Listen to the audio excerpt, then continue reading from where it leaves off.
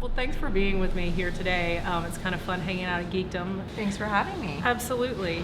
So wanted to just start off by asking you, a couple of years ago, San Antonio EDF rolled up SA Works and Free Trade Alliance under your umbrella. And tell me the reasoning behind that and kind of what you feel like is complementary to the vision and the mission of SAEDF.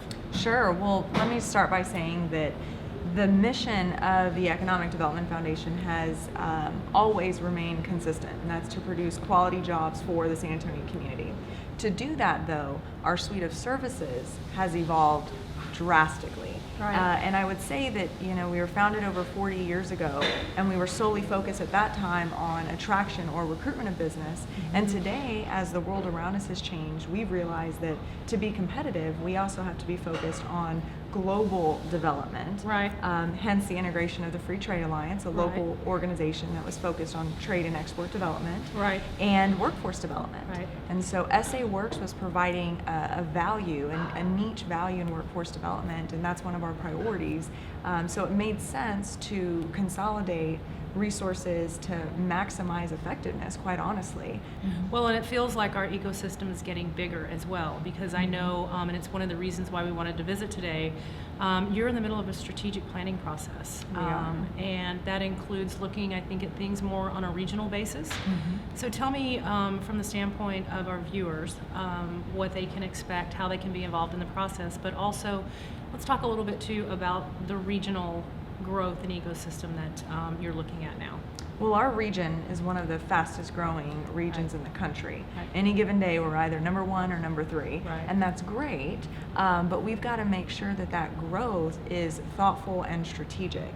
And the only way to do that is to come together to bring all the different allies that are focused on similar goals to the table to help develop that cohesive strategy so that we're not functioning in silos. So first and foremost, I think coming together and aligning around common goals is the ultimate priority. Folks can engage in the process in a variety of ways. We've got a leadership group that's helping drive the strategy and representative of industries across the region. Mm-hmm. We've got a group of practitioners. So my counterpart in New Braunfels and my counterpart in Schertz, they're at the table helping advise the ultimate implementation plan. And that's something new. It's totally new. Yes. Yeah, it's totally new.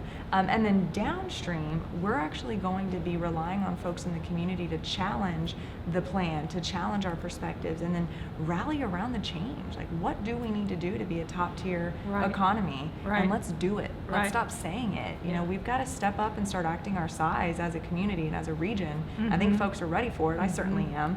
That's great.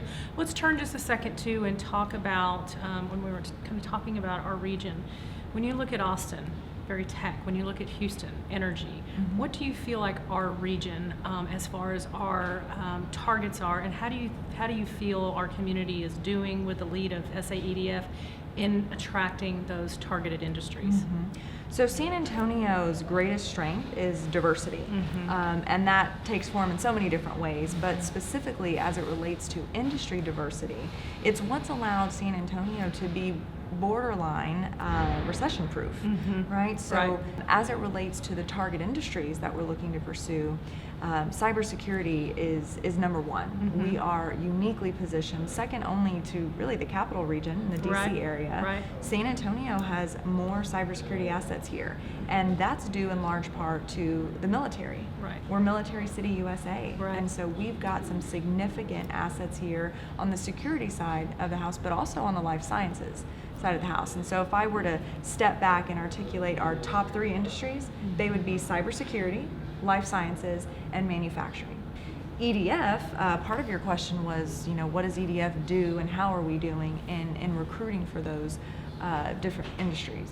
And we've been doing a great job over the last several years, but here of late, we have turned our attention to true target sector development. But if we really want to differentiate ourselves and build out on our brand as a community, we have to be focused on what industries we think we can win.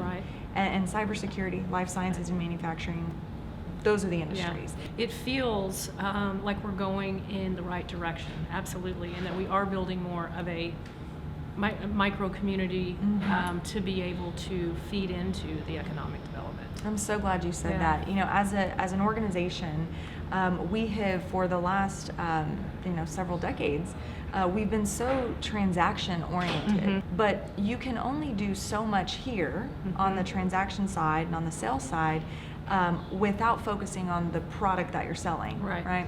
And so if we truly want to do bigger and better deals, we've got to improve our product. Right. And so community development has become the focus. And if you just think about where San Antonio is moving, I believe that we've got to be a community of preference for young professionals. Yes, the livability factor. It's huge because you can chase companies all day long, but those companies are chasing talent. That's right. And if we can be that hub for young, talented professionals, I work myself out of a job because companies will start chasing them here.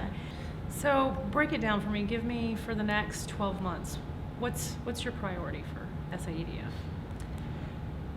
That's a good question. So we are, let's think here, we are midway into the year, and we've had a great first half of the year. So if you think back to the last 2 years, we've worked about 50 projects, a total of about 13,000 jobs and about a $22 billion economic impact, and we're extremely proud of that.